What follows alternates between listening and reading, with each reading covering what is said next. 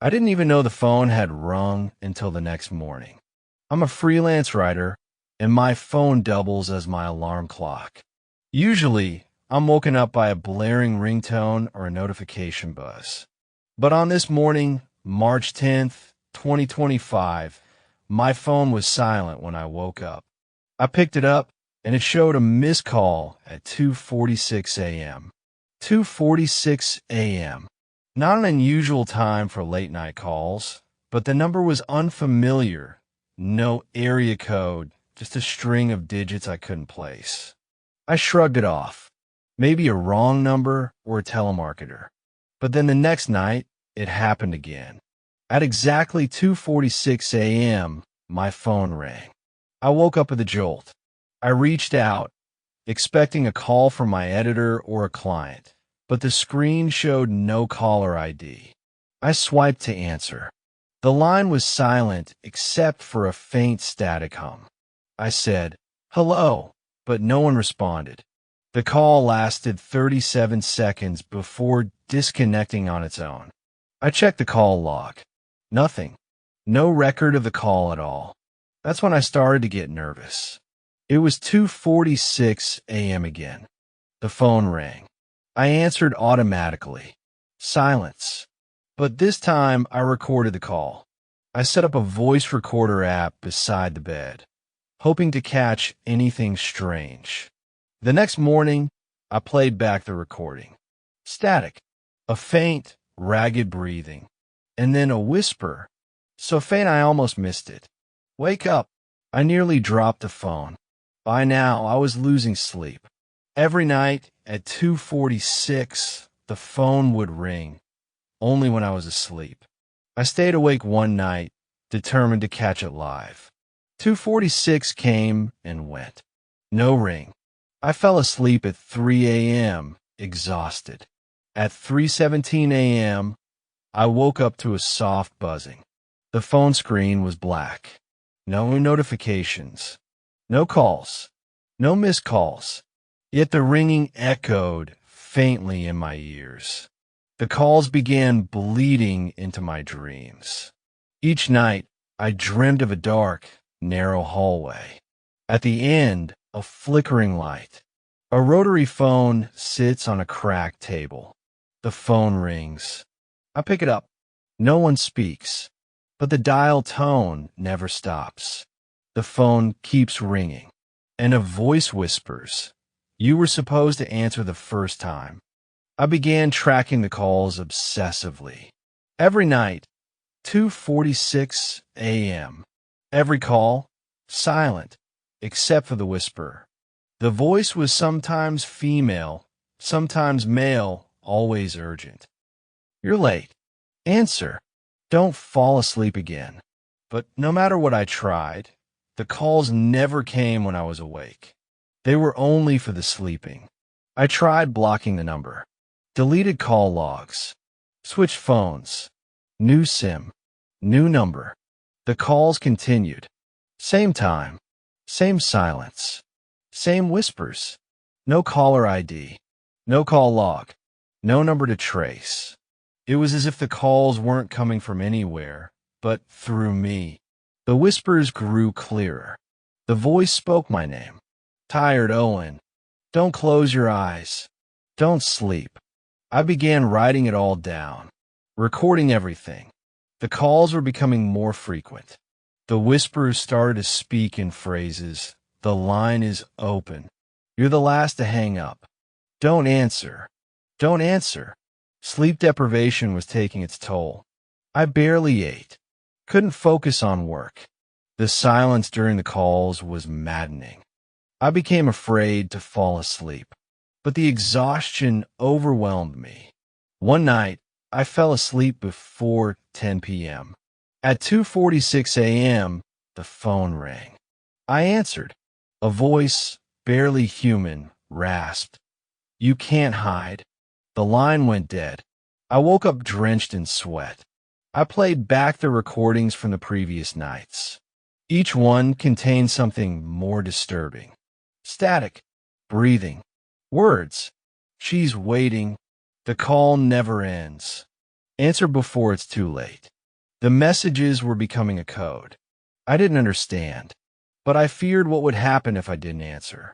I realized I wasn't alone. The calls weren't random. They were a message from someone or something trapped, waiting for me to listen, waiting for me to answer. And the moment I did, everything would change. I decided to stay awake all night. If the calls only came when I slept, I'd prove it. I sat on my couch, coffee in hand, staring at the clock. Midnight. 1 Uhr nachts. 2 Uhr nachts. 2:45 a.m. Nothing. Then 2:46. The phone stayed silent. I breathed a sigh of relief. I was safe awake, or so I thought. The next morning, I woke up, not on a couch, not even in the living room. I was standing in front of my apartment door, phone in hand, screen glowing. It said, "Call in progress, 13 hours, 13 minutes, and 13 seconds." The door was wide open. I don't remember getting up. I don't remember opening the door. There was no one there. No footprints. No sign of forced entry. Just the lingering feeling that I wasn't alone. I found deep scratches along the window frame of my bedroom. Fresh, like someone had tried to claw their way inside. I live on the 4th floor. There was no way anyone could have reached it. No neighbors reported anything suspicious. Yet, the scratches were real, and they grew deeper every day. I asked my downstairs neighbor if she'd noticed anything odd. She hesitated, then told me something that chilled me. She said she'd seen me around 3 a.m., standing outside my apartment, talking on the phone, laughing, but I had no memory of this. She said I was nodding like I was listening to someone. She was worried. I didn't know what to say. The recordings were changing.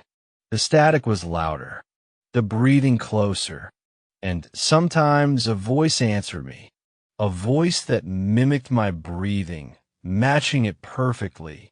One night, the voice whispered, "Stop ignoring me. I came back for you." The same night, my dream showed her, a woman, standing in a phone booth, her face shattered like broken glass, her eyes empty holes. I bought a new phone, factory reset, new number, but the calls kept coming. 2:46 a.m. every night.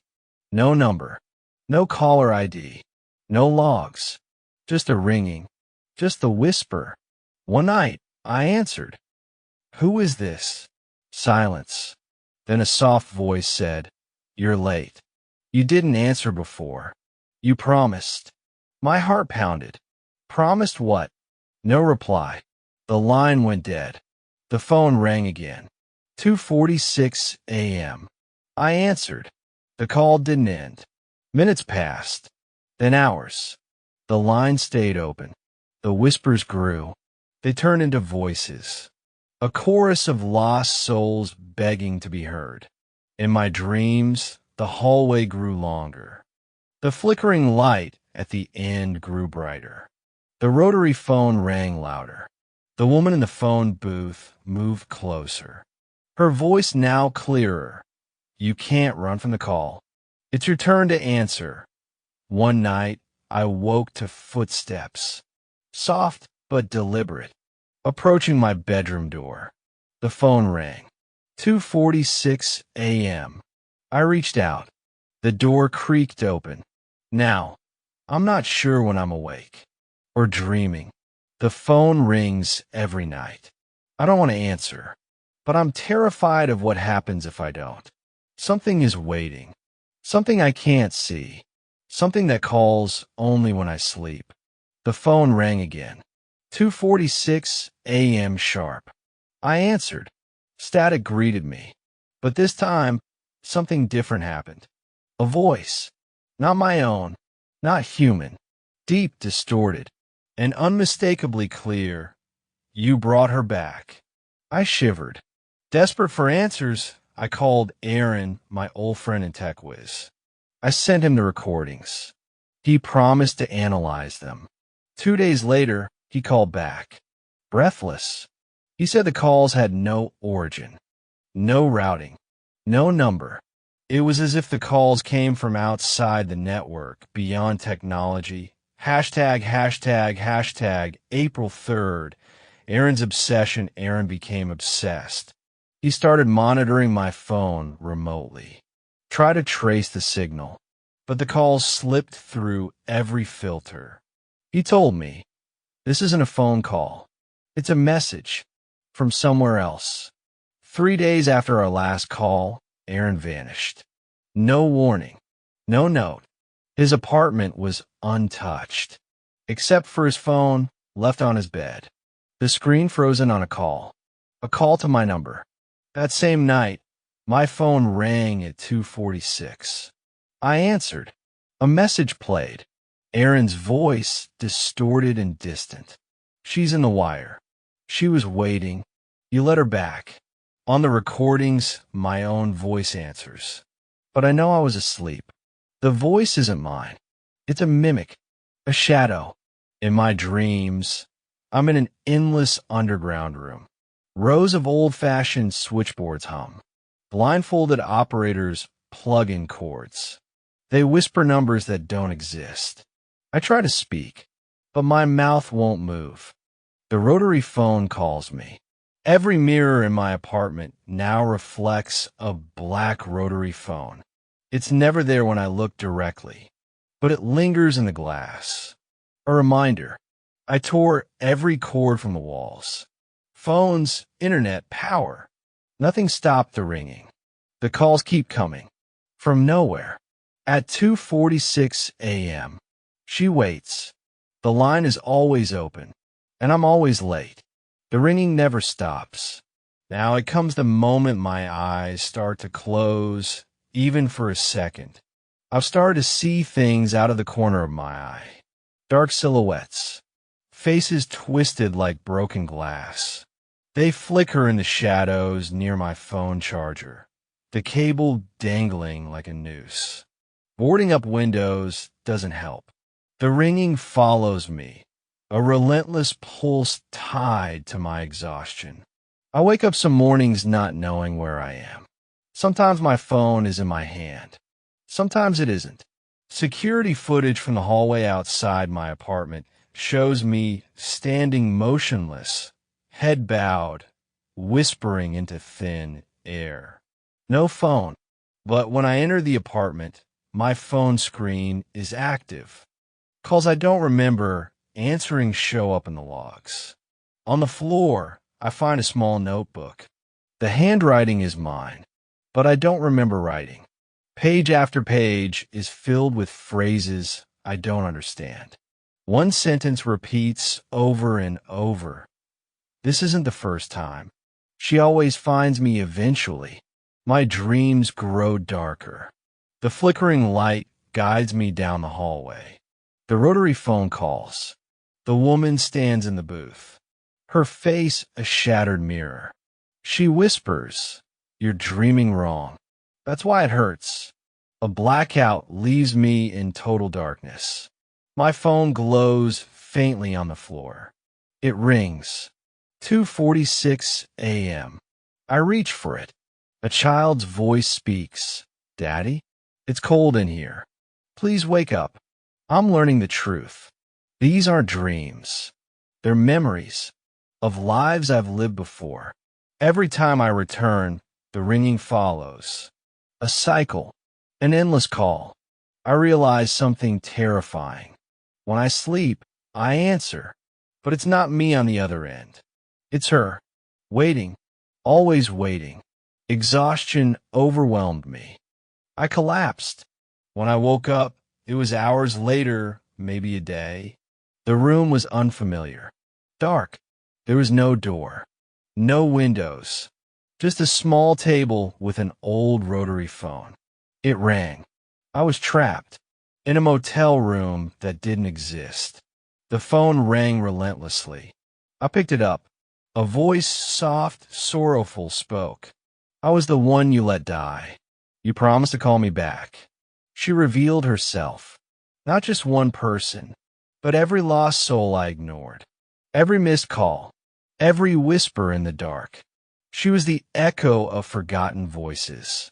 I realized the calls were more than calls. They were echoes of death. People who never woke up.